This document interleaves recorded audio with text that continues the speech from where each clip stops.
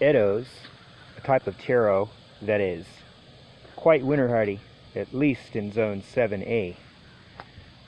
Even when we had a very cold 12 below 0 Fahrenheit temperature. Of course, we were covered in almost a foot of snow, which protected the ground. But they came back, and every year the Edos come back. I really love them. They taste like a potato. It's very creamy. I love it very much. They're better than potatoes because they don't get any bugs whatsoever. And these are a dryland type of taro. They say they're a lot like elephant ears, except elephant ears have a woody, what is it, a corm? The part that stores all of its food value. But anyway, these are delicious. You just boil them and slip the skin off after they're boiled, mash them up and eat them. Just make sure you cook them good because they contain a lot of oxalic acid. I believe that's what it is. And it'll really tingle your tongue in a bad way. And if you eat the leaves raw, it does the same thing. Now there's a bunch of crows picking on one of my hawks. I've got a nesting family of hawks that live here, and the crows are bothering them. They always do that.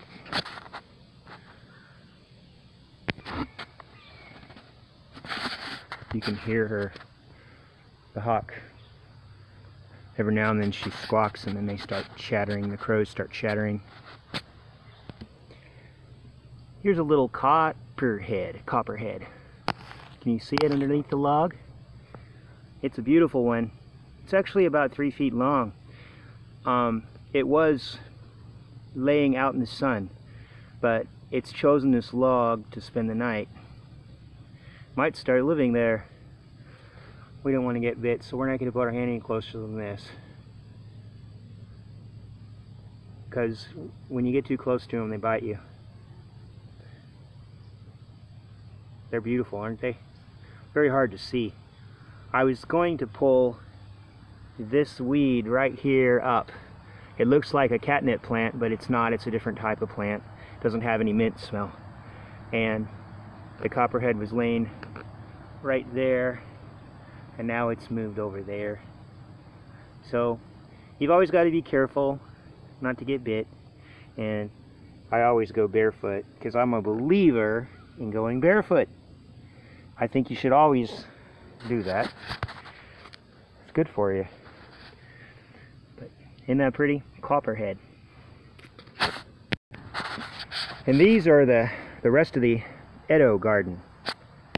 The Edo garden starts right here down this ravine. See, they're really nice. It goes all the way down here, way down here. And this is a hardy ginger plant known as butterfly ginger right here, and it really blooms some beautiful white flowers. And they say you can make tea. I have never done it from the white flowers, but this whole row right here out here is ginger and Edos. And funny thing, I was pulling the weeds here about 2 weeks ago, and that same copperhead was there in the weeds, and I stopped pulling the weeds and it ran away from me, and now it's right over there in that log. So they're not aggressive. They would rather not bite you.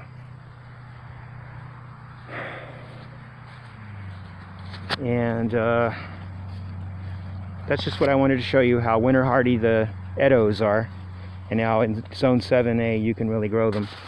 Now I grew a huge amount of them last year, and I stored them with my sweet potatoes in the house near the wood stove, and it was too warm and they didn't last, so I don't recommend that.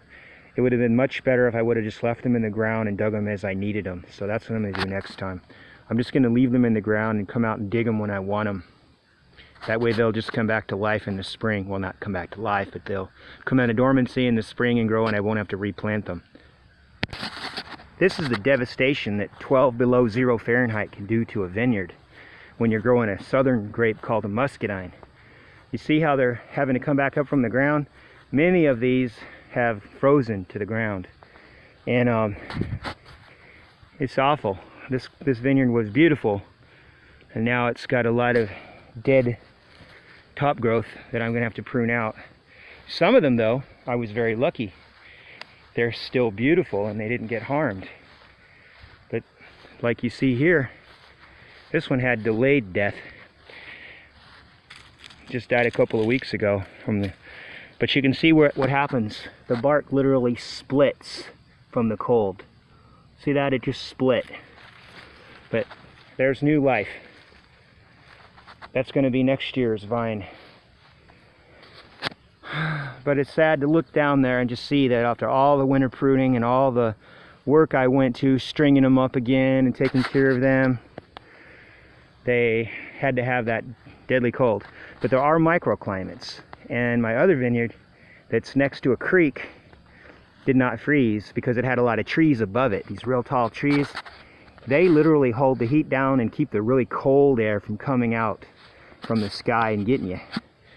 So the microclimate over there kept the whole vineyard beautiful. Here is what Moso bamboo becomes when zone 7A gets down to 12 below 0. Actually, it only has to get down to 5 degrees above 0 to do this. But Moso bamboo, you see that was, I don't know, 12 years of growth. And they were real beautiful. Big, tall, thick, I could say your leg-sized bamboo canes, bamboo boards, whatever you call them.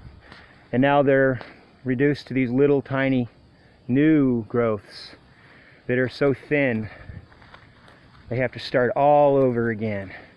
But at least it didn't die completely, and the only reason it didn't die completely to the ground was because we had a foot of snow.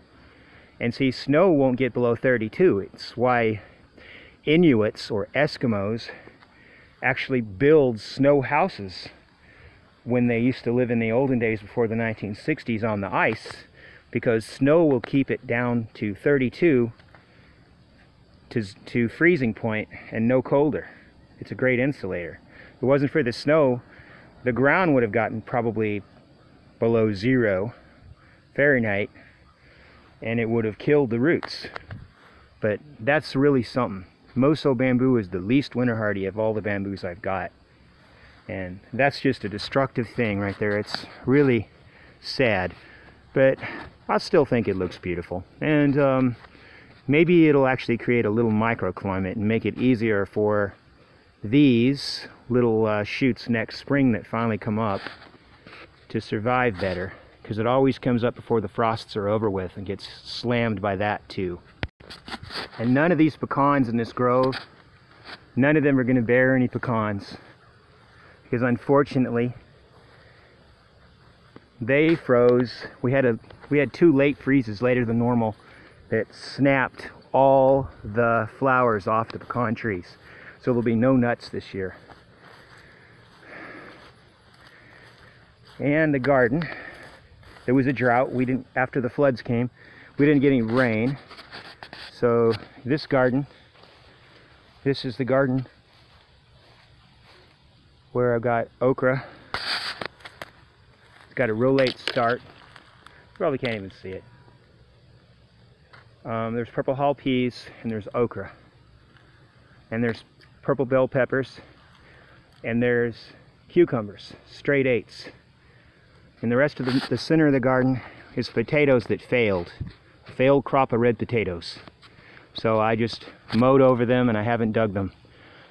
To my surprise though, there may be some big potatoes under the ground, but I'm not going to dig them yet. I'll wait and look. It's almost time to plant the fall crops. But the purple hull peas are almost ready. I'm standing over the fence and looking at this. These are my Percheron horses. Hey girls.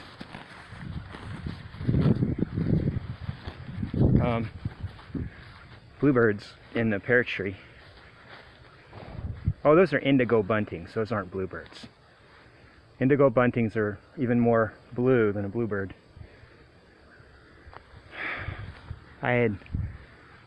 Their nest box over there was crooked and I just straightened it out. That horse was probably itching on it. That horse is always itchy.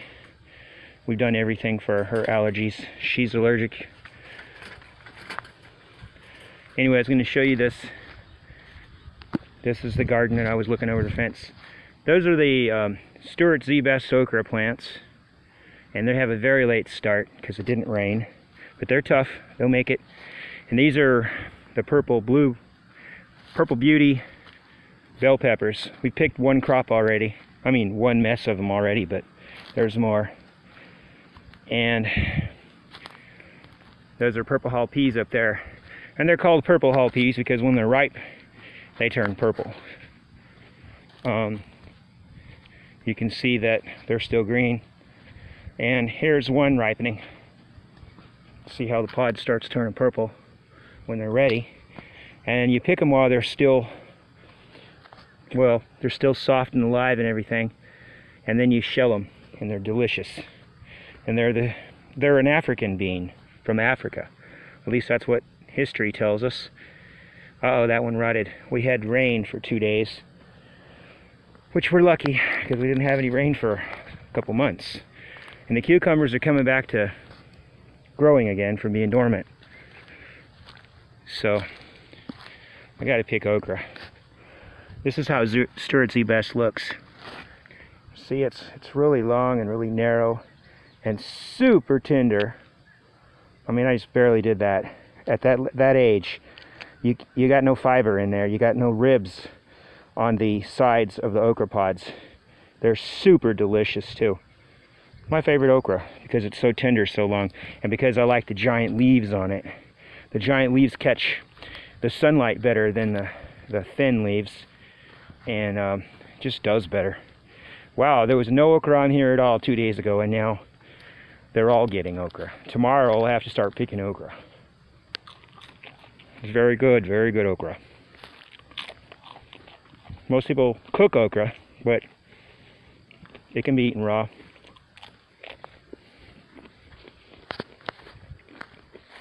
The bad part is all these pecan trees will have no nuts just because of a late freeze.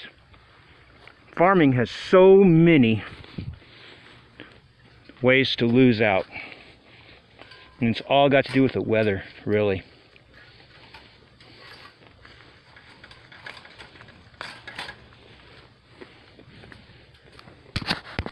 And this is my horse's pond, and it's got a lot of plants in there, and it's full of amphibians.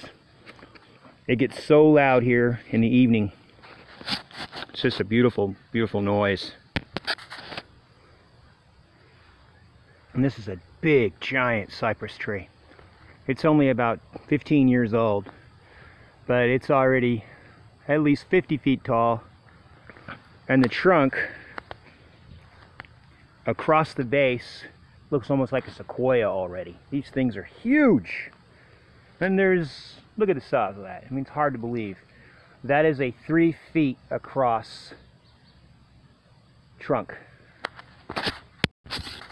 This is Vitex negundo. You see the bumblebees. They're all over it. It's really good for bumblebees. There's so many bumblebees. There would be honeybees too. There's a honeybee. But mostly all bumblebees right now, because the honeybees are on a tree now called Gumbamelia, and the tree smells really fragrant right now, but it seems like the bumblebees prefer this right now.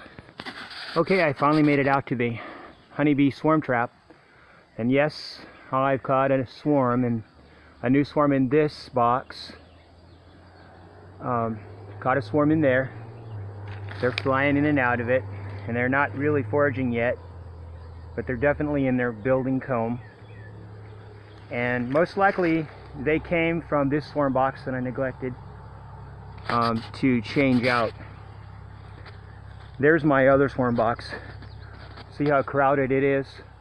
there's so many bees on there, they can't get inside anymore. So I'm hoping that most of them will move into that other swarm box.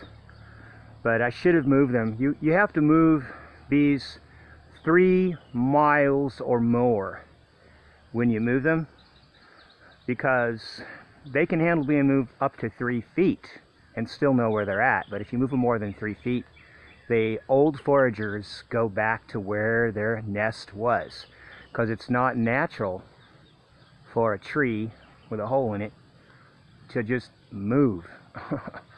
That's the problem. And so these bees will get lost if I just move them back to my apiary, which they came from originally. The swarm flew out of my apiary with my other beehives. But anyway, if I just move them, they'll go back to the top of that and they'll just sit there with no hive and perish. And meanwhile, I'll have the queen and all the new bees inside the box, and they won't have their foragers. So what I got to do is I've got to move those at least 3 miles away, wait 3 weeks, and then bring them back home. That's what happens when you get a bait box this close to home. But I'm just glad to see that over here, the new bait box now has bees in it.